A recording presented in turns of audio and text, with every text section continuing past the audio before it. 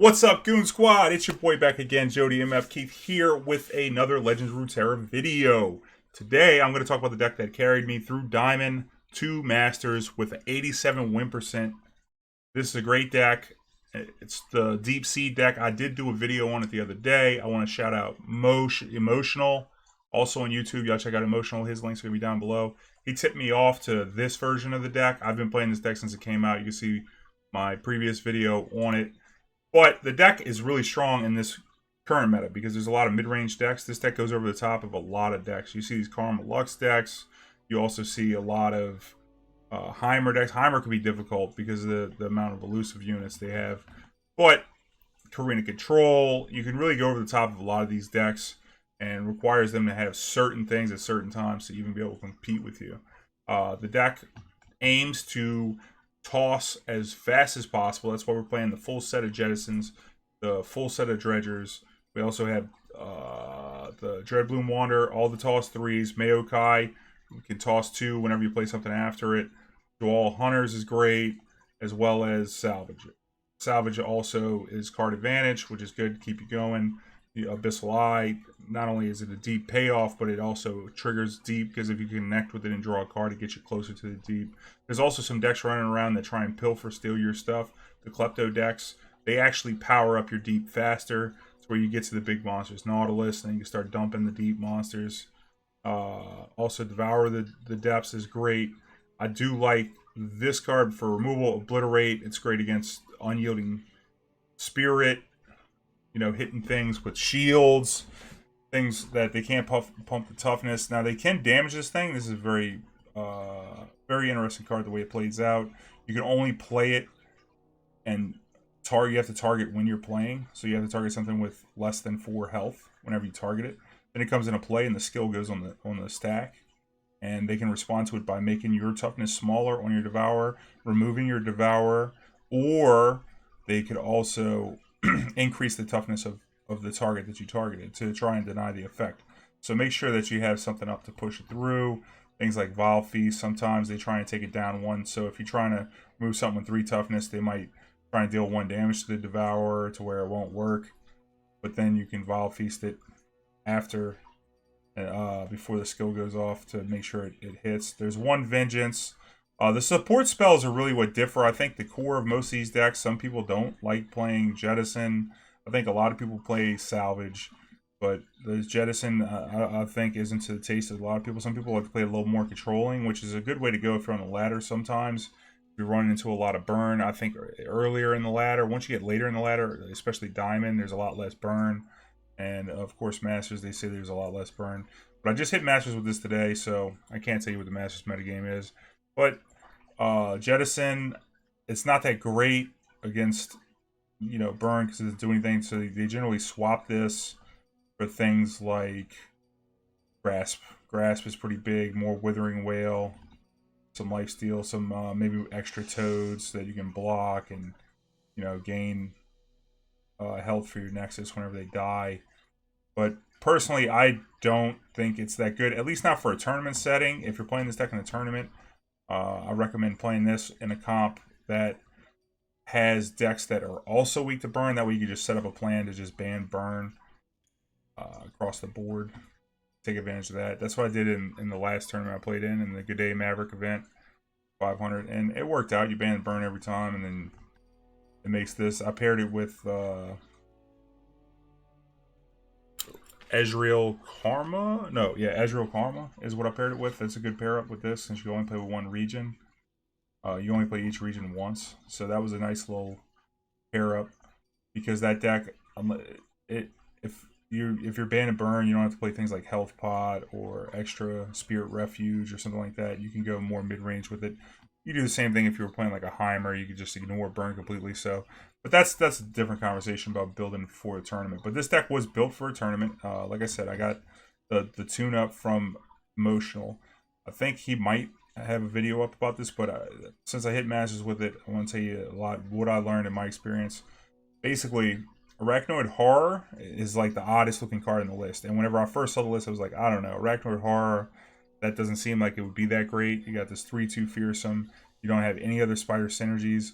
But it is good for just that. Being 3/2, The Fearsome, less so, because you're not worried about damaging your opponent that much. Although you can come up with the fake out, you come with the dredgers into the horror, and it looks like you're being a little aggressive here, and then your opponent is kind of forced to react a little bit or play differently.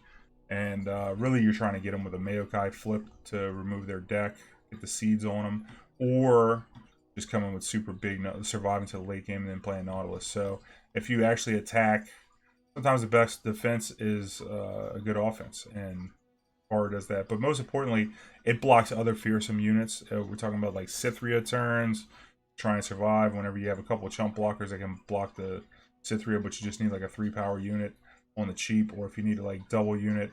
Also, it's cheap, which is good because then like you can play a Maokai on 4 if it dies. You want more cheap threats to where when you play your second Maokai, you could also play something with it. That's some sequencing issues that you might have to look into. Sometimes you want to hold on to the dredgers. You got to play a Maokai. It's pretty particular how you do it, because sometimes you don't want to play something, because if you play the Maokai, you want to play a unit every single turn. After you play that Maokai, you want to do it every turn. So if you don't have a play behind that, don't count on the top of your deck. Maybe don't play something before the Maokai, just to make sure you have something to play after. Especially something like a dredgers in hands when you have like double Maokai, because you play the first one and then they go all in, spending their turn to remove it, and then you just follow with Maokai plus 1 drop to be able to get your sapling. Sequencing is very important, saving up your salvage. And I do like the Jettison because it makes some board states, since everybody's not playing this. I think the most popular lists aren't playing Max Jettison. It makes some board states very good at being able to just blow them out with Jettison. I've done it plenty with double Jettison, especially you're sitting on a double Jettison, and then you come with that, and you got 2 mana in the tank, and you come with that Devour the Depths, and you're looking at 23 cards in your deck, and you're like, let me eat your champion, your Vi with damage on it, or something very important on the board. And they're like, oh, damage your Devour the Depths, or pump the toughness of Maheimer, or whatever. And then you're just like, double Jettison, I got 7 power, winning through Twin Disciplines, winning through removal, things like that.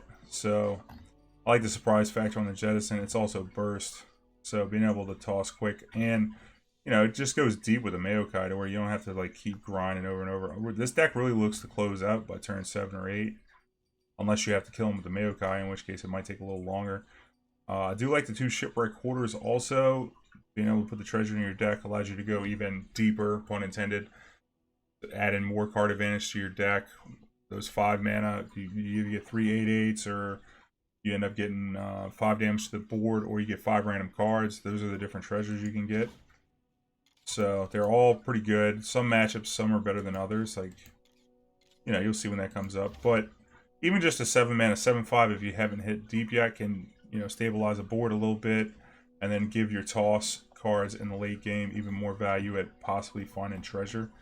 So I do like the Hoarder for that. A good bridge if you don't have deep by the time it's time to play Nautilus. This is a good bridge into it. Also, even though you toss 2, it shuffles 2 in your deck, so your deck size doesn't go down. And this is a little trick, because if you have 16 cards in your deck and then you toss 2 and shuffle in 2 treasures, you would think by the wording, or I did at first, that you would toss the 2 and then add the 2, and on the in-between you would actually hit deep, but it doesn't work like that. So that's something to look out for. I told you how to play with the Devour. There's 2 atrocities here. The support spells, not everybody plays atrocity. There's some other cards you can play in this deck as well. You can play the Mist, what's the card called? Mist Call, which is, I haven't tried it, but like as a one of, it might not be bad. I do like the 2 atrocities because they act as like second and third judgments sometimes, because it's usually some unit that you really have to remove, and you can block, and then atrocity. A lot of wins like that, block and atrocity. Sometimes you just go over the top, being able to get them down to 13 or less, and then you just throw a Nautilus at them. That happens, especially if you get some chip damage in against a deck that doesn't heal with Arachnoid Horror, or just throughout the game. Another great card is the Joel's Hunters. I think this is pretty much in every single list right now, alongside. So I think you have to play Valfeast, just because Valfeast is pretty good. Gain some life, get a little board presence. It's Valfeast. Finish off after a bad trade. These are things that Valfeast does. Can bridge you into the mid game. allow you to trade up some of your things. You can trade up your dredgers into something else, get another chump blocker, because that's all we're trying to do. And Evolve Feast also makes a spider which can die, which can add to your Maokai total. So burst a shield if they're trying to like repost, try and get through. Good against Fiora at just bursting a shield in a combat that Fiora would die in. Well, Hunters is kind of in every deck. Maokai. Some people are cutting a Maokai for Thresh. I haven't tried it yet. That's something I'm going to look forward to trying. I can see Thresh pulling out a Nautilus just being wicked awesome. Then you also have no Grasp because, again, this is tech not against Burn. So, you know, generally if you're playing against a bunch of Burn, you probably want to get some Grasp in this deck. And then you have Atrocity, the one Vengeance. It's a solid removal spell. Vengeance, sometimes you need it. Sometimes it's there. Things like you see Karma and Lux rolling around. Sometimes you just need to be like, Lux, get it out. Can't shield it. Catch them when they tapped out for the Lux. Get it. Boom. You set it up. If you have it in your opener, make sure you bank a little mana and maybe play out for that. There's a lot of plays that aren't intuitive with this deck to be successful. And that's what I want to tell you about. This Jawal Hunters, sometimes you just play this on turn 3. Especially if you played something like a Horror on turn 2, but you come with the Hunters on turn 3. This happens a lot for me. I'll play the Hunters on turn 3, and they have open mana, mostly against the Demacia decks or Misfortune decks, and they don't want to play the Misfortune because they don't want you to hook it. And they already have something in play that's probably worth hooking, like a 2/3 of some War Chefs or something to that effect. And so you play the Jawal Hunters, and then they just pass back to you, thinking that you're just going to be like, all right, well, let me hook this War Chefs, and then they'll come down with their Misfortune or their 4/4, their Great Bear, whatever it's called, and so Badger Bear, and then you don't get to hook that, but that's okay, and I think that's okay because they pass, and then you pass back, and then what are they going to do? Play the 4/4, maybe like a War Chefs attack with it, but you really want to just keep the board where clean. So them banking 3 spell mana and not playing anything is better for you tempo wise. That's like a tempo steal. And I'm looking to go into more. I've done some coaching with some newer players and players trying to get better. If you're interested in that, you can definitely check out my DMs. Send me a message on YouTube, Twitch, Discord, all the links down below. You can reach me any kind of way. And that's something very important in this game that I don't think it's touched on enough. Passing the burn mana. So you gotta really take advantage of that whenever you're playing challengers, and especially the Hunters in this deck. Because you can play the Hunters, I mean, it's still gonna be there to block, and so they end up not playing a 3-drop, and then on the next turn they end up coming with, you know, the 4/1, and then you could chump block that with the other thing, and then you could trade the 4/4 with the Jawal Hunters. No big deal. You got the same thing you wanted. It's still traded with the 4/4. Still drew a sea monster in your hand. Created a sea monster in your hand. It's all good. Now the deck does have noticeably absent Sea Monster, which I think is a good card. Terror of the Tides. This is one of the better ones, I would say.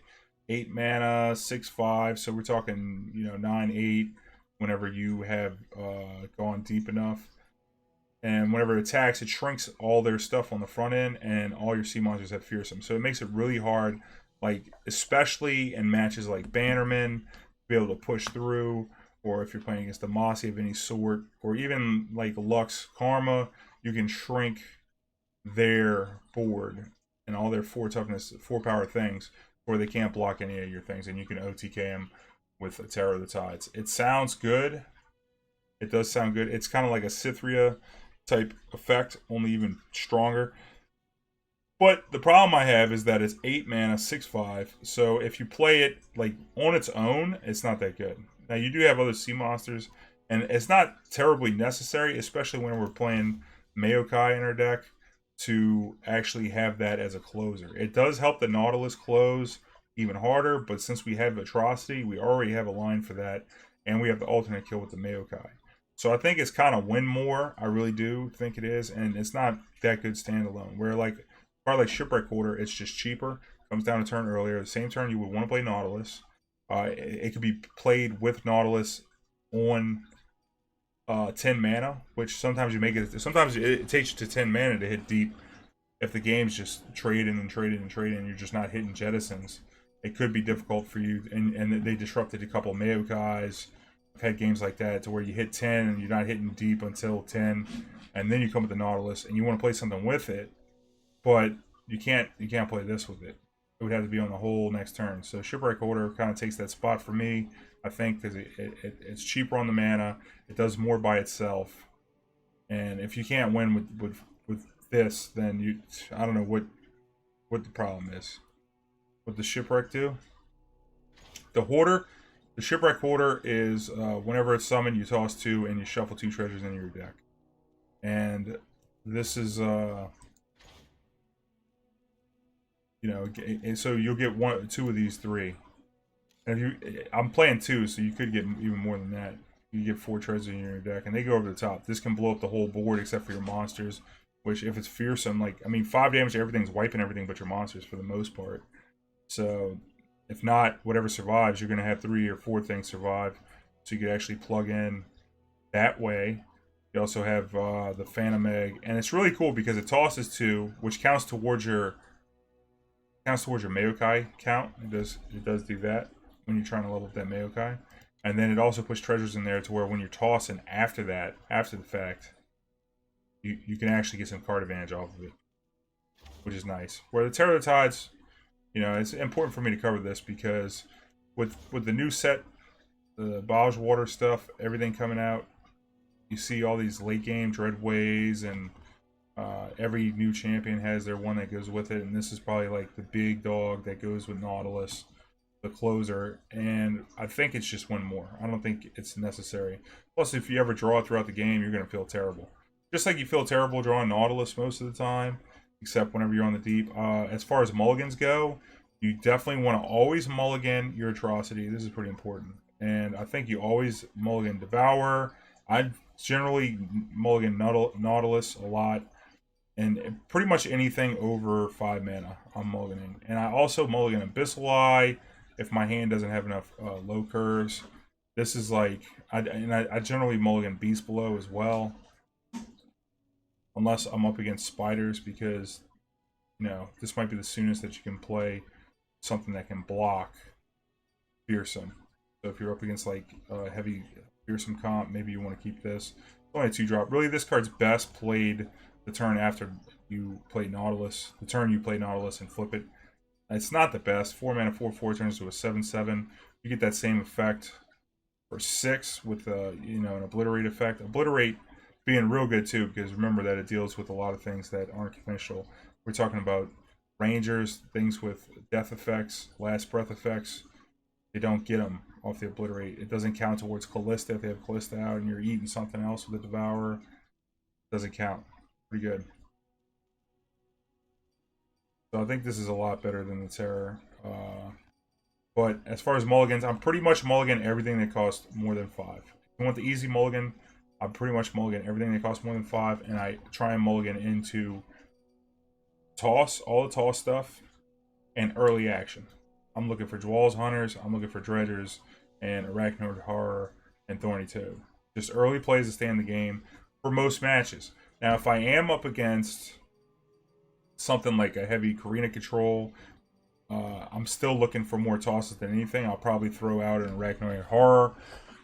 If it doesn't toss, I don't want it, pretty much, because you're looking at turbo toss to where everything's just huge. You want to have the Nautilus flipping on 7. So if it doesn't toss, get it out. Withering Whale, though, this card is kind of, it's not great in a lot of matches, but there's some matches in particular on the ladder especially that it's really good against. Any kind of Elise deck, we're talking about spiders, whether it be Endure spiders, or if we're just talking it blows out the Brood Awakening coming out of Karina, because that's one of the best ways for them to beat you is to go wide early with Elise. Flipping in Elise off of a Brood Awakening can just wreck you. But if you whale them out, then, you know, that's kind of what this is. It's just to beat that matchup for the most part, and it helps out against Burn. It gives you a little life gain. Sometimes you need a little life gain. It's not bad against Heimer either. If they come with it, generally it takes a couple of removal spells from the time they play the Heimer to actually be able to kill the Heimer, whether it be Maokai hook the Heimer, or if you're trying to devour the Heimer, it usually fail the first go round, and they get a couple of 3/1 elusives that can jam you up, and then you could follow with a Withering Whale to keep you in the game, and then you could overpower them. is kind of how you want to play that matchup. So it's kind of important in both those matchups, I'd say, the Wither and Whale. And then, of course, we don't have anything against Burn. Again, we're not building this deck to beat Burn. That one's like just not a great win percentage. We do have Vile Feast. We got some tools, but you need to get them down early. I did have a winning percentage against it on the ladder, despite never drawing a Dead Bloom Wanderer. But overall, those are going to be the best cards in the match against Burn. So if you're playing against a deck with no champions and it's Piltover Noxious, I just gave you the advice on what to do here. All in all, the deck's great. I just wanted to do a breakdown on it. This is a long breakdown, I know. But being able to have all the ins and outs on it, I'm definitely interested in hearing any of your questions in the comments below. If you're watching on YouTube, if you're on, if you want to come out, check out any. If you have any questions about this video, come check me out live as well. Link to my Twitch is down below. I appreciate y'all support me in this content making. I'm going really hard. I'm trying to put up a video every day for Legend of Runeterra, so I hope that y'all are enjoying it and that you keep tuning in. One love, baby. Good vibes. I'll catch you on the next one.